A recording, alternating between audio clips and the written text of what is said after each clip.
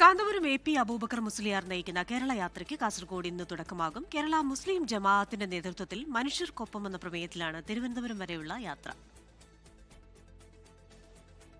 നിയമസഭാ തെരഞ്ഞെടുപ്പ് അടുത്തുനിൽക്കെ വലിയ രാഷ്ട്രീയ ചർച്ചകൾക്ക് വഴി തുറന്നാണ് കാന്തപുരം AP അബൂബക്കർ മുസ്ലിയാർ കേരള യാത്ര നയിക്കുന്നത്. തദ്ദേശ തെരഞ്ഞെടുപ്പിൽ ഇടതുപക്ഷത്തിനേറ്റ തിരിച്ചടിയും സാമുദായിക ഏകീകരണവും യാത്രയിലുടനീളം ചർച്ചയാവും.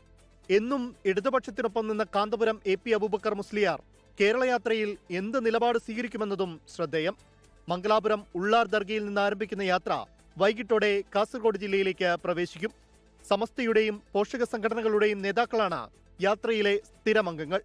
മുൻപ് 1999-ലും 2012-ലുമാണ് കാന്തപുരം AP അബൂബക്കർ മുസ്ലിയാർ കേരള യാത്ര നടത്തിയത്. 24 കാസർഗോഡ്. ലോകത്തെവിടെയായാലും ഏത് സമയത്തും 24 വാർത്തകളും ഓഗ്മെന്റഡ് റിയാലിറ്റി പാക്കേജുകളും എക്സ്പ്ലെയിനറുകളും വിശദമായി കാണാൻ ഞങ്ങളുടെ യൂട്യൂബ് ചാനൽ നിങ്ങൾക്ക് സബ്സ്ക്രൈബ് ചെയ്യാം.